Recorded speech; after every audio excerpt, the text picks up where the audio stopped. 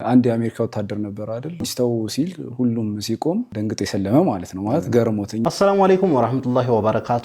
ቻናላችን ቤተሰቦች እንዴት ናችሁልን? ዛሬ በአዲስ ቪዲዮ መጥቻለሁ። ለዛሬ ጀላችሁ የመጣሁት ቪዲዮ አሜሪካዊ ወታደር እስልምናን የተቀበለበት መንገድ እጅግ በጣም እያነጋገረ ይገኛል። እስከ መጨረሻው ድረስ የምትከታተሉ ከሆነ የምታዩን የሚሆነው እንዲሁም አህመዲን ጀበል እንግዲህ ሲያነባ ተመልክተናል። ምንድነው የተፈጠረው? እስከ መጨረሻው ድረስ የምትከታተሉ ከሆነ የምታዩን የሚሆነው ሌሎች ምርጥና አስተማሪ ቪዲዮዎች አሉ። ታዲያ ቪዲዮ እንደተለመደው ሁላችሁም ላይክ በማድረግ እንጀምሩ ጋብዛለሁ። ይህ ቪዲዮ እንዲዳርስ ደግሞ ሼር አድርጉ። ለዚህ ቻናል አዲስ ከሆናችሁ ሰብስክራይብ ማድረግ አይረሳ። የደወል ምልክቷን ይጫኑ። በቀጥታ ወደ ቪዲዮ። ሒስድ ምቀኝነት የነብይን ቤት ይረብሻል። ሒስድ አቡ ጀህልን እስልምናን ከመቀበል ያገደው ምቀኝነት ነው። ነብዩ አለይሂ ሰላቱ ወሰላም እውነተኛ መሆናቸውን አቡ ጀህል ያውቃል። ረሱሉ አለይሂ ሰላቱ ወሰላም ለሊት ተነስተው ሶላት ቁርአናቸው ድምጻቸው ማራኪ ነው ሲቀሩ አቡ ጀህል በሌሊት መጥቶ ያዳምጣቸው ነበር። እውነተኛ መሆናቸውን ጠንቅቆ ያውቅ ነበር አቡ ጀህል። አንዴ በሌሊት ወጥቶ ሲሄድ ቁረይሾች አዩት። የቁረይሽ ያን ያደረጃጅ አንድ ንጉስ የለም፣ በርካታ ንጉሶች ነው ያሉበት። በአንድ ላይ በህብረት ነው የሚመሩት። ቤተሰብ ሁሉም አላቸው ዘሮች። ያዙት። አንተ አቡ ጀህል በሌሊት እየመጣ መሐመድን ለምን የምታዳምጥ? አሁንም ድንገት ያልፋቸዋል። መጨረሻ ያዙትና አቡ ጀህል ወይ እውነታውን ንገረን አሉት። ስሙ ያኔ አበል ሐከም ይባላል። የጥበብ አባት ነበር የሚባል። እስልምናን ብርሃን ማየት ካልቻለ ይሄ ደንቆሮ ነው እንጂ አሉና ረሱል ሰለላሁ ዐለይሂ ወሰለም አቡ ጀህል የድንቁርና አባት ነው ያሉት መጨረሻ ነው ረሱል ሰለላሁ ዐለይሂ ወሰለም። የአበል ሐከም አሉት አንተ የጥበብ አባት ሆይ ማለት ነው። መሐመድ ግን ትክክለኛ ነው እንዲህ አሉት። እውነትህን ንገረን አሉ። እውነት ልንገራችሁ አላው እኛና የመሐመድ ቤተሰቦች እኮ በስልጣን ተወዳደርናል። አበሉ አበላን፣ አዘመቱ አዘመትን፣ አለበሱ አለበስን። እኩል እንደ ፈረስ ስንሄድ ከኛ መሃል ነብይ ያላሉ አለ። ከነኛ ቤት ደግሞ ነብይ ማለት አይችልም። فقالوا عندنا نبي يأتيه خبر من السماء ከሰማይ ዜና የሚመጣለት ነብይ ያለኛ ቤት አሉ። ታዲያ እንዴት በዚህ መወዳደር እንችላለን? በአላህ ይሁንብኝ መቼም አልከተለው ማለት አላህ ተቆጣ፣ አንቀጽ አወረደ። فإنهم لا يكذبونك አንተ መሐመድ አንተን እኮ ያስተባብሉ እውነተኛ መሆንን እስላምን ጽት ያለ ብርሃን መሆኑን ያውቃሉ። ولكن الظالمين بآيات الله يجحدون ግን በዳዮቹ በአላህ አንቀጽ ይኮራሉ፣ ያስተባብላሉ። ከሒስድ የሚጸዳ የለም። ሐሰኑል በስሪን ጠየቋቸው፣ ሙእሚን ሒስድ ይገባል እንዲህ አሏቸው። ለአባ አለክ አሉት። ምን ነካህ? ይሄ ዩሱፍ ወንድሞች የነብይ ልጆች እኮ ናቸው፣ እነሱም ውስጥ ገብቷል። ታዲያ ምን እናርጋሉ? ውስጥ ሲፈጠር ፈነዋል።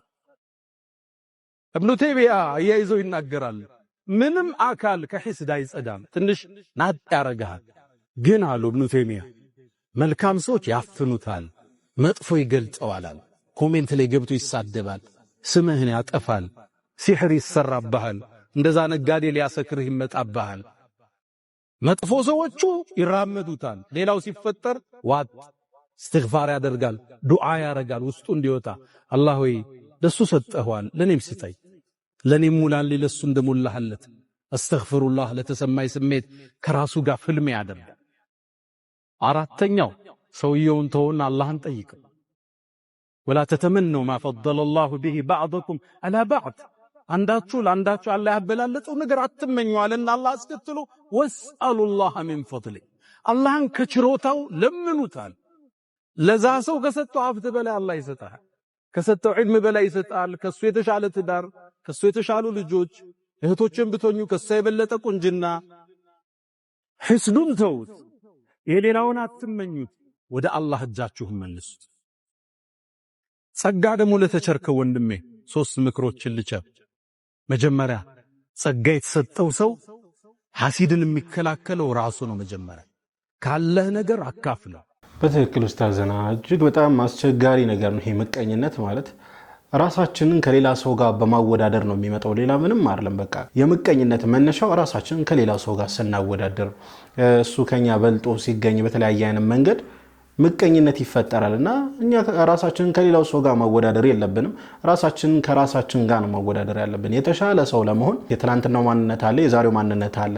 ሁለቱን ነው ማወዳደር ያለብንና ሁለቱም ባወዳደርን ጊዜ የተሻለ ሰው ለመሆን እንሞክራለንና ሰውንና ምቀኝነት ሊፈጠር ይችላል።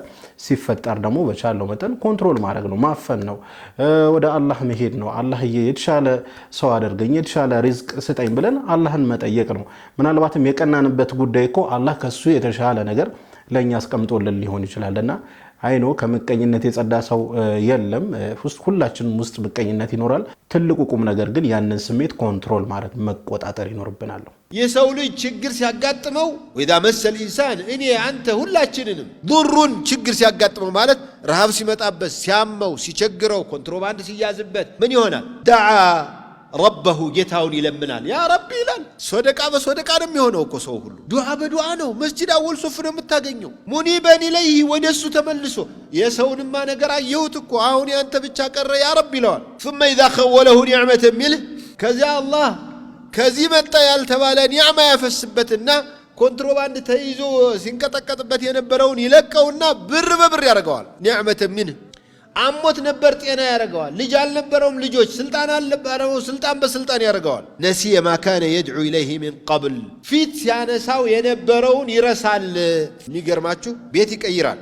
መስጂድ አካባቢ ቤት ካለው ይሄ አዛን እንቅልፍ አላስተኛንም ብሎ ይሄ ቁርአን እንትን በቃ ነፃነት ከለከላቸው ልጆችን ብሎ ቤት ይቀይራ ቃለው።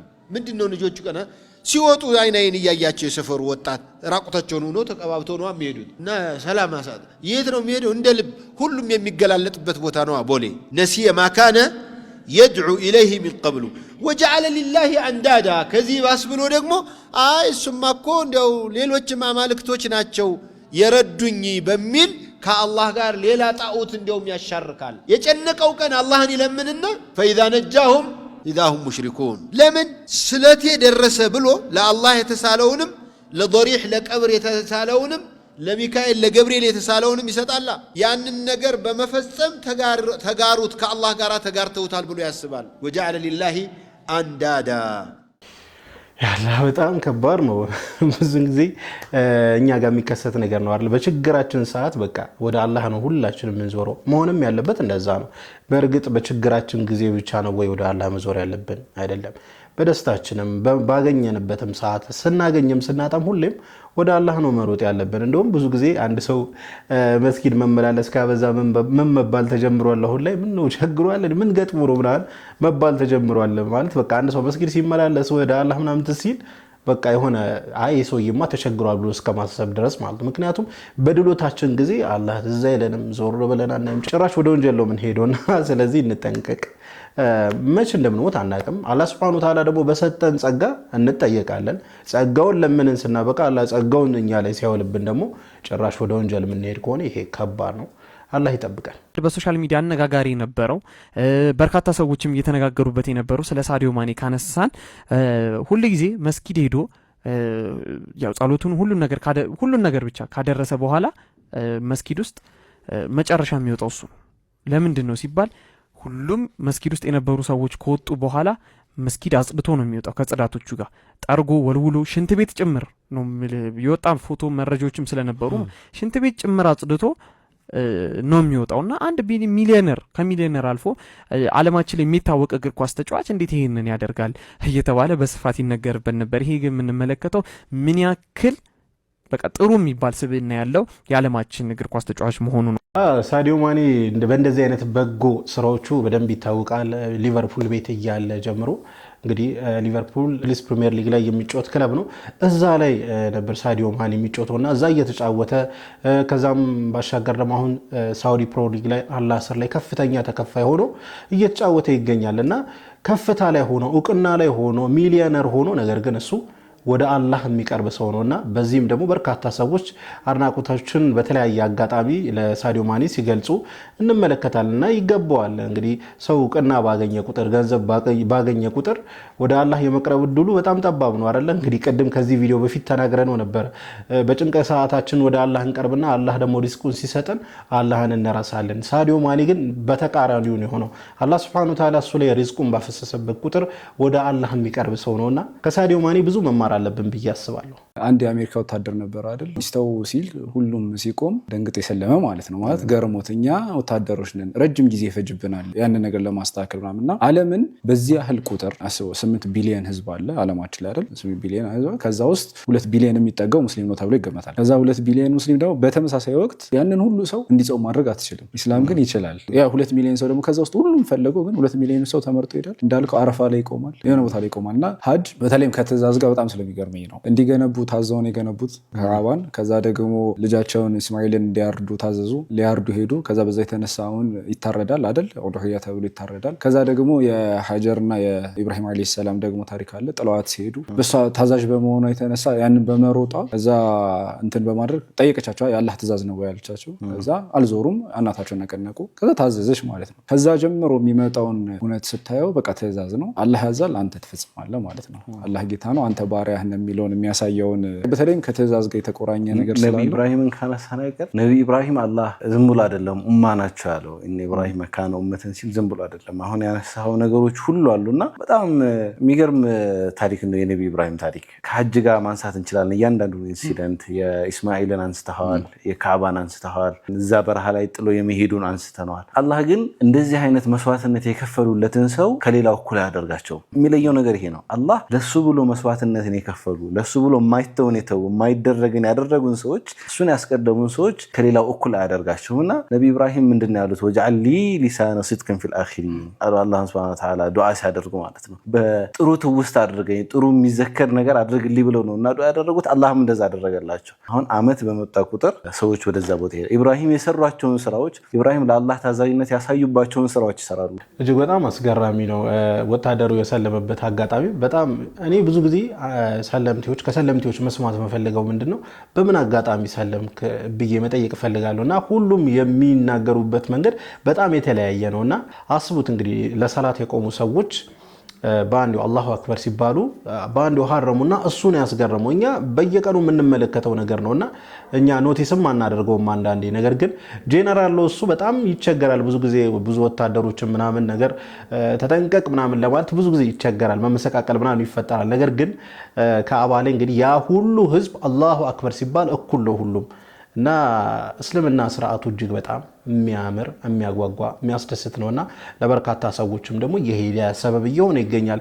ራሱ እስልምናው ማለት ነው ስርዓቱ በራሱ ዳዕዋ እያደረገ ይገኛል። እኛ ዳዕዋ ማድረግ ሳይጠበቅብን ማለት ነውና አልሐምዱሊላህ ረብል ዓለሚን ሙስሊም ላደረገን ጌታ። አሁንም ወስዳችሁ ወደ መጨረሻው ቪዲዮ ነው። ይህ ቪዲዮ ኡስታዝ አህመዲን ጀበል በአንድ ፕሮግራም ላይ ተገኝቶ ነበር። ምንድነው የተፈጠረው? እስቲ ቪዲዮን እንመልከት።